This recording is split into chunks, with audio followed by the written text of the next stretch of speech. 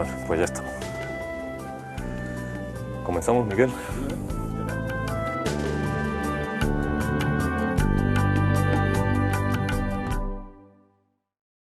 Parece que la creación de su obra responde a una cronología temporal bastante definida. En las décadas de los años 60 y 70 su literatura estaba centrada principalmente en la novela, poesía y en teatro. Y dentro del teatro hay también dos periodos que están muy definidos. Lo que llamamos las grotescomaquias, que están escritas principalmente en los años 60 y 70, y después, posteriormente, las tragedias, ¿no?, que dieron paso en los años 80 y 90. Después, justo en la década actual, parece que se ha inclinado más hacia el ensayo. ¿Esto es así? ¿Esta cronología responde a su idea? Sí, responde, eso está bien hecha. ¿Y qué motiva la división en los dos grandes grupos? Si tenemos en cuenta que por medio transcurre la transición democrática, ¿no? Es decir, hasta la transición están escritas todas las grotescomaquias, después se produce un cambio en su literatura y termina, digamos, en todo el periodo de las grandes tragedias de la saga tartésica. Pues al principio realmente yo escribía las grotescomaquias porque era una forma de disimuladamente escribir algo muy agresivo. Porque de alguna forma, desde el primer momento, yo como autor dramático, asomo yo en Madrid, desde el primer momento pues se me cataloga como un poco como autor peligroso y muy antidictadura, muy antifascista. Entonces lo tengo difícil. Entonces realmente escribir cosas grotescas, que son como caricaturas exageradas, pero no tan exageradas porque llevan dentro una mala idea. Entonces, pues realmente era como una cosa obvia que tenía que hacer si quería que fueran viables, mínimamente viables.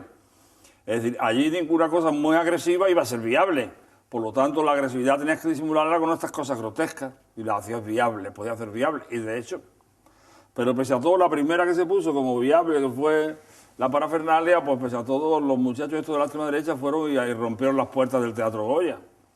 O sea que sí, era viable y era tema agresivo muy disimulado, pero de alguna forma la gente se daba cuenta. Y es más, me parece que fue en parafernalia también, sí, parafernalia, creo que en el diario ABC de Madrid salió una crítica que para mí es un gran honor, claro, está muy bien, viendo el país en que vivimos, hay que asumir las cosas, que decía que a un autor como ese, como era yo, pues lo que había que hacer era eliminarlo sin contemplaciones.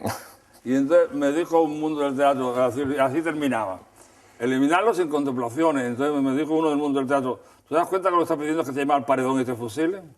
Que era la frase final de la crítica. Eliminarlo sin contemplaciones, punto y final. Pero también se ve, porque recuerdo que cuando se estrenó el vodevil de La pálida, pálida, pálida rosa, parece que después justo coincide con el golpe de Estado. Sí, porque yo ya me canso un poco de todo aquello, pero el vodevil se lo escribí yo como el final de la dictadura. Y entonces el vodevil es avisar que se va a echar encima un golpe militar. Exacto. Es un aviso de que se nos echa encima un golpe militar, porque yo veía que la dictadura fascista era una dictadura muy cateta. Era una catetada. Entonces, aquello estaba no a nivel político, ni político militar, ni político sociológico, aquello está a nivel antropológico. Es decir, el país socioantropológicamente era muy fascista. Entonces, eso hace que, evidentemente, a nivel de superficie político-sociológica o político-militar, va a venir otra dictadura. Es decir, porque la masa la está pidiendo a gritos. La masa poblacional que socioantropológicamente es muy facha, está pidiendo a gritos que se perpetúe esto. Por lo tanto, yo escribí al final de la dictadura esta cosa diciendo que se nos venía encima otra dictadura. Entonces la pusieron cuando tuvo la famosa cosa esa, grotesca, casi que fue una grotescomaquia, ¿no? Del tío este el teniente coronel Tejero y todo aquello, fue una cosa, eso fue una grotescomaquia del Romero Esteo. Y entonces realmente la pusieron y entonces la obra la había pedido Carmen de la Maza, me parece, que está aquí en Málaga. Esta la había pedido porque tiene un papel muy de lucimiento para una gran actriz, la obra. Te la había pedido, entonces la iban a representar justamente el mismo día que pegaban el 23F, o el día anterior, el día después. Total, que la tuvieron que retrasar 10 días, cosas así. Pero vino muy oportuno que saliera una obra que anunciaba con un golpe militar, que venía oportuno decir que el país, y lo remitía a esa base socioantropológica del país. Pero ante mi gran asombro se puso a los 10 días y duró, duró 3 o 4 días en un teatro de Madrid, un teatro secundario, de segunda categoría, pero tiene cierta gracia, no es el Infante Isabel, que no es de los mejores, pasa un poco desapercibido. La pusieron a los 10 días, a los 12 días, y realmente la quitaron a los 3 días porque toda la crítica de Madrid, todos los críticos madrileños, le dieron una cosa totalmente negativa. Yo me vi que me iban a poner un poco, joder, nunca se le ocurre dar un golpe de Estado facha cuando un tío ha escrito una obra que anuncia que va a venir un golpe de Estado facha. Hombre, no digo para adorar al tío, pero sí para venerarlo un poquito, ¿no? Pues no me veneraron un poquito, sino que dijeron que la obra era una mierda, que no tenía contenido ninguno. Eso lo dijeron tanto los críticos de la derecha como los de la izquierda. Yo me creí que tanto los unos como los otros estaban conchavados con el golpe militar. Pero de todas formas eso lo que demuestra también es que su obra sí está en contacto con la realidad social del país, ¿no? Que no es una obra que No, siempre ha estado muy en totalmente contacto con la realidad. Normalmente yo siempre he estado, mi familia lo pasó muy mal, de alguna forma era una familia en una situación muy de modestia, muy de clase bajísima. De ahí vengo yo. Y entonces realmente, pues de alguna forma, si yo vengo de clase bajísima, no voy a lamerle el culo a los ricachos de turno, está claro. ¿Son Horror Vacui y Tartessos las obras más representativas de estos dos periodos? Sí, de alguna forma sí lo son. Es decir, o puede ser Parafernalia y Tartessos, es decir, no lo sé realmente. Es decir, del segundo periodo sí es Tartessos la más representativa. Pero del primero Horror Vacui sí es la más compleja en su estructura, es la más ¿no? compleja, porque de alguna forma Horror Vacui también es como una meditación sobre que el trasfondo socioantropológico de las sociedades que vivimos es fascista puro. Es decir, entonces, de alguna forma, es un poco una meditación hacia dónde va este país. Es decir, el capitalismo va a seguir eternamente, nos vamos desde el postcapitalismo al neopostcapitalismo, es decir, esto no acaba nunca. Es decir, entonces un poco va por ahí, ¿no? Entonces decir que eso va a un túnel. Se dice, Miguel, que uno de los motivos que dificulta la representación de su obra es la excesiva extensión de las mismas. Sí, pero yo normalmente en las introducciones siempre pongo que realmente yo lo que hago son materiales. Cada obra mía es una reunión de materiales que pueden ser recortados, pueden ser aligerados, pueden ser... Es decir, yo en ese aspecto, yo no soy un autor teatral que es muy quisquilloso con respecto a su texto. ¿Pero no considera entonces que su obra forma parte de una globalidad cerrada y que cuesta mucho trabajo alterarla? No lo sé, yo lo que creo es que cada texto, cada obra teatral mía es un espectáculo visualizado. El espectáculo está visualizado. Entonces, es decir, ahí la creatividad del director teatral o director escénico es no añadir más cosas, sino eliminar cosas. Bueno, de ahí viene la importancia entonces de las acotaciones en su obra. Claro, porque están visualizados el espectáculo muy al detalle. Tanto en el ámbito sonoro como en el ámbito de desarrollo psicológico de los personajes, están visualizados muy al detalle. Entonces, realmente, por eso yo tengo que hacer unas acotaciones muy liantes para disimular tanta información como va. ¿Y el sentido de esa información es para definir una estética? ¿Es para que realmente el director... director... El sentido de esta información es que realmente hay mucho fraude en el mundo artístico y en el mundo de todo el mundo artístico. Puede que yo sea muy exigente, puede ser yo sea un alma cándida y pura, pero no, yo creo que también tengo mis componentes de suciedad como todo el mundo, entonces de contemporizar, sino que realmente yo lo que creo que el espectáculo no puede ser un fraude para los espectadores, porque normalmente los espectáculos siempre son fraude en teatro. En teatro, las obras de teatro en la mayoría son muy redundantes, son repetitivas, eso ya es un fraude con el espectador. Yo cuando voy a una obra de teatro a un cine creo que me dan algo nuevo. Entonces realmente yo creo que una obra artística, esto lo saben muy bien los pintores, y también los músicos de música clásica también lo saben. Es decir, que una obra de arte tiene que ser única, en gran medida, tiene que ser única. Igual que la personalidad de cada uno de nosotros es única. Es decir, en algunos aspectos, por lo menos, siempre todos somos únicos. Y mirando las caras de las personas, todas se ven muy únicas. La persona se ve muy única mirando su cara. Es muy difícil que haya dos caras parecidas. Bueno, las niñas mellizas y gemelas y esto. Entonces, de alguna forma, mi ética es no darle fraude. Entonces, para no darle fraude, asegurar que el espectáculo no tenga fraude. Entonces, ¿cómo asegurarlo? Pues dando un montón de acotaciones que aseguren ese no fraude. Su carrera musical, ¿en qué medida está presente en la construcción de la estructura de su obra? Pues está porque realmente yo estaba acostumbrado a la estructura de las obras musicales, que es una estructura laxa. Laxa. Es decir, porque en la estructura de la obra musical entra el tiempo como componente estructural. Y el tiempo tú lo puedes acogotar un poquito, pero no muy al detalle. El tiempo siempre conlleva en el desarrollo de una obra artística, en el tiempo, sea una obra de teatro, sea una obra musical, sea una película cinematográfica, sea un documental. El tiempo va y el tiempo tú no puedes microacotar microminuciosamente. El tiempo va siempre como con una gran margen de improvisación, de no microacotación. Es decir, es una parte muy libre. Y entonces, es decir, entonces de alguna forma, no sé qué me has preguntado, pero de alguna forma esto, ¿no? ¿Qué has preguntado? Sí, los estudios suyos de musicología y su carrera musical, ¿en qué medida se ven porque como...? yo sabía que el tiempo en la música no estaba microacotado, sino que tenía se lo trataba con cierta flexibilidad, porque estaba luego la interpretación. Entonces, en la interpretación, en el tiempo, entonces la música, la partitura escrita, incorporaba con los factores de medida de tiempo que hay allí, que si la blanca va donde dura más, que si la blanca menos, todos estos de ritmo, el lento, el alegro, no sé más, acota un poquito el tiempo, pero no microminuciosamente. Entonces, en la interpretación de una obra musical es siempre bastante interpretativa necesariamente, es decir, tiene que improvisar. Es decir, en la interpretación de una obra musical, el intérprete tiene que rellenar mucho, que está sugerido por el compositor. Pues lo mismo, en mi idea de una obra de teatro es lo mismo, que también que yo tengo que sugerir mucho. Entonces, sugerir mucho y que tiene que rellenar mucho el otro.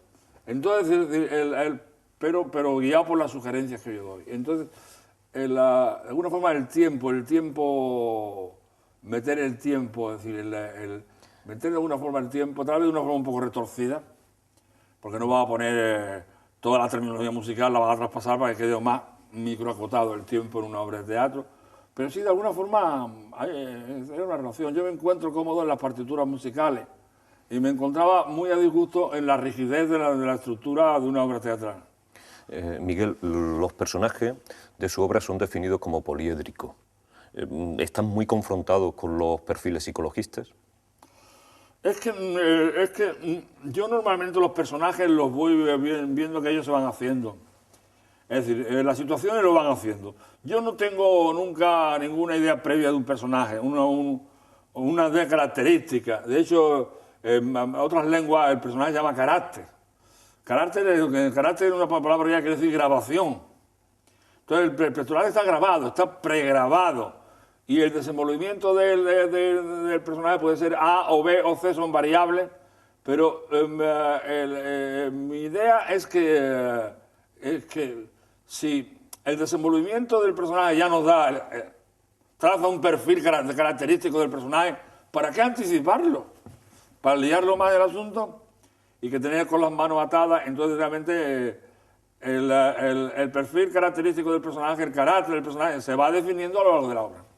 Lázaro Carreter dijo una de las frases, digamos, que han pasado a formar parte de su currículum, que de alguna manera fue un respaldarazo y que definió la valía de su trayectoria como escritor teatral. Esa frase, de luego, ha dado mucho de sí. ¿La recuerda? Sí, la recuerdo. Es como un marketing muy bueno que este hombre me hizo en Radio Nacional de España. Luego Radio Nacional de España me llamaron allí media hora para una entrevista en directo, media hora, para que explicara yo la frase. La frase de Lázaro Carreter, que entonces era presidente de la Real Academia Española de la Lengua, es la siguiente, es decir, no hay que olvidar que en algunas de las obras de Romero Esteo están algunas de las cumbres de la literatura europea de todos los tiempos. Es un marketing, es una frase de una generosidad total, sabiendo que en el mundo del arte todo el mundo va descalificando a todos los demás, incluidos los catedráticos, descalificando a los escritores, y se le pone a tiro porque compiten también con el catedrático. Siempre un escritor está compitiendo con el novelista o con el autor teatral en su categoría de escritor. Entonces, de alguna forma, previendo que había una rivalidad entre escritor, filólogo especializado en literatura, que además es escritor y va de escritor en la vida, conmigo, pues la frase es de una generosidad increíble. Entonces, pues ahí está, de alguna forma, esa frase es con razón o es una pura exageración, no lo sé, pero ahí está esa frase, algo habrá cuando él la dice. Y por cierto, por eso es lo que yo he dicho, que me llamaron a una entrevista a Radio Nacional de España. Eduardo Sotillo, que fue mucho tiempo director general de Radio Nacional de España, me llevó ahí una entrevista en directo para indagar de qué iba esta frase. Yo pues me dediqué allí, abrumado por la generosidad de la frase, pues yo me dediqué allí a echar balones fuera. Pues sí, muy bien, que no sé qué quiere ir a ver si funciona. En determinados foros ha manifestado su preocupación por lo que considera mediocridad creativa actual y lo has achacado al exceso de información. Sí, y también a la hipertrofia cultural que viene del fascismo, porque el fascismo, sobre todo en el aspecto cultural, fue una catetada. Entonces, es decir, hicieron algunos dibujitos para salvar la cara. Hay que decir que el fascismo, en la dictadura de Franco, tuvo mucho... trató de rentabilizar mucho izquierdoseo. Normalmente las dictaduras que es de extrema derecha izquierdosean mucho. No se sabe si para dar un gesto retórico y engañar a la gente o simplemente porque tienen mala conciencia, no lo sé, pero realmente la dictadura fascista era muy izquierdoseante en cultura. Y, hombre, se puede decir que realmente la falange española tenía los congresos de cultura y todas estas cosas, y de poesía y de teatro. Eso estaba todo en el presupuesto del fascismo, esto de falange española. Por lo tanto, de ahí salen los escritores y los poetas y tal. En fin, no vamos a descubrir eso porque está feo, ¿no? Pero de ahí no salí yo. Yo vengo de otro lado. Casi todos los escritores que salen por ese tiempo salen un poco amparados por la falange y por sus congresos, pero yo no. Hay, Miguel, quienes referencian su obra con el creacionismo y claramente con el barroco. ¿Eso es así? Sí, más o menos, porque tiene complejidad. Es decir, el barroco, que se reduce con el horror al vacío. El barroco, de hecho, tuvo mala prensa diciendo que era como una cosa muy de derecha. Más bien es una cosa de la clase baja. El barroco es que la clase baja irrumpe en la clase alta en los modos, en los formatos muy elegantes de la clase alta, irrumpe en la clase baja y claro, lo altera, lo retuerce, realmente la psicología infantil normalmente, pues los formatos estos muy apolíneos, muy geométricos, es decir, no están, es decir, ni los niños ni la gente con cultura modesta están para mucho geometría. Es decir, les van la forma orgánica, retorcida, por decirlo de alguna forma. Al producirse ese salto de la grotescomaquia a toda la saga tartésica, a esa clasicidad, le podemos llamar del tarteso y todas las demás piezas que vienen, se tiene que producir una alteración en su lenguaje que ha estado centrado en una mezcla entre el lenguaje popular y el lenguaje culto, ¿no? Sí, de alguna forma, al meterme en las tragedias estas que son como de los orígenes de Andalucía, que dicho sea de paso son los orígenes de España y dicho sea de paso son los orígenes de Europa. A ver si nos vamos enterando. Pero claro, como la investigación si es se sitúa en terrenos muy innovadores, no le dan subvenciones o cosas así funciona un poco la cosa de la investigación arqueológica. Entonces, es decir, ahí cerca de Velo Claudia hay una ciudad ciclópea de la época del bronce muy completa y muy bien conservada. Pues a mí me parece que no la hemos visto ganar. Yo le dije aquí en la Universidad de Málaga, le dije al director de arqueología, al catedrático, le dije, pues, ¿por qué no vais allí? Y me dijo, si queremos ir allí a esa ciudad de ciclópea tan bien conservada, no nos van a dar ni un puto duro. Es decir, normalmente las subvenciones van un poco, siempre son redundantes, van a encontrar más cosas romanas, a encontrar más cosas árabes. Entonces es decir, eso no tiene aceptación. Entonces, es decir, que me habías preguntado algo de no sé qué. Sí, Tarteso realmente el salto a la clasicidad. Sí, de alguna forma, porque las grotescomaquias en el fondo son pasillos cómicos. A mí lo que más me extrañaba es que nadie ha dicho que realmente las grotescomaquias son pasillos cómicos y muy cómicos. Muy cómicos. Y entonces el lenguaje popular ya no le sirve en las tragedias. Claro, no, entonces en las tragedias tú ya ese lenguaje popular lo tienes que dejar. Hay como unas reglas de un cierto rigor. Quiero decir, en la tragedia pues ya no está ya un poco en sociología, por decirlo de alguna forma, o en psicosociología, otros de psicología. En las tragedias están como en núcleos de fondo de la especie humana. Y en esos núcleos de fondo, pues realmente ya todo color coloquial, castizo y populachero sobra. Muy bien, Miguel, pues como esto no lo hemos planteado la vida como un teatro, vamos a cambiar ahora de espacio y vamos a continuar con la última parte de la entrevista. Gracias. Vámonos.